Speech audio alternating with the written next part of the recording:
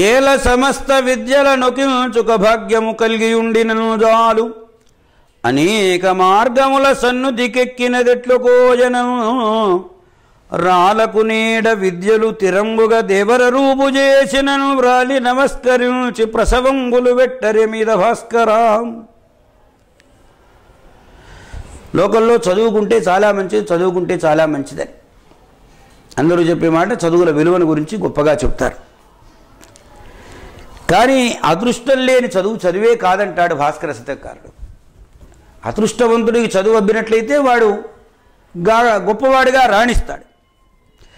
సమస్త విద్యలను చదువుకున్నా ఉండవలసినటువంటి అదృష్టం కొంచెం కూడా లేకపోతే ఎవరూ ఏమీ లెక్క చేయరయ్యా.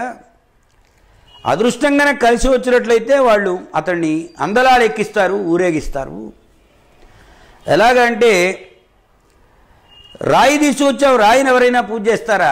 దాన్ని అందమైనటువంటి ఒక శిల్పంలాగా ఒక దేవర రూపం ఇస్తే, దేవుడి రూపం, అమ్మవారినో అయ్యవారినో రాముడనో కృష్ణుడనో ఒక రూపం ఇస్తే పుష్పాలు తీసుకుని వచ్చి పూజలు చేస్తారు కదా. కనుక ఆ రూపాన్ని బట్టి లోకంలో విలువ, అదృష్టాన్ని బట్టి వీడి చదువులకు విలువ. అదృష్టహీనుడైనటువంటి వాడు ఎంత చదువుకున్నా ఏమీ ప్రయోజనం లేదు. అంటే ఇక్కడ చదువులను నిరసించడం ఈ పద్యం యొక్క ఉద్దేశ్యం కాదు.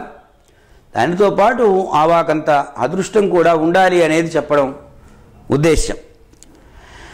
ఏల సమస్త విద్యల నొకించుక భాగ్యము కలిగియుండినను చాలుననేక మార్గముల సన్నుదికెక్కినదెట్లు కోయనను రాలకు నీడ విద్యలు తిరంబుగ దేవర రూపు చేసినన్ వ్రాలి నమస్కరించి ప్రసవంబులు వెట్టరె మీద భాస్కరాం.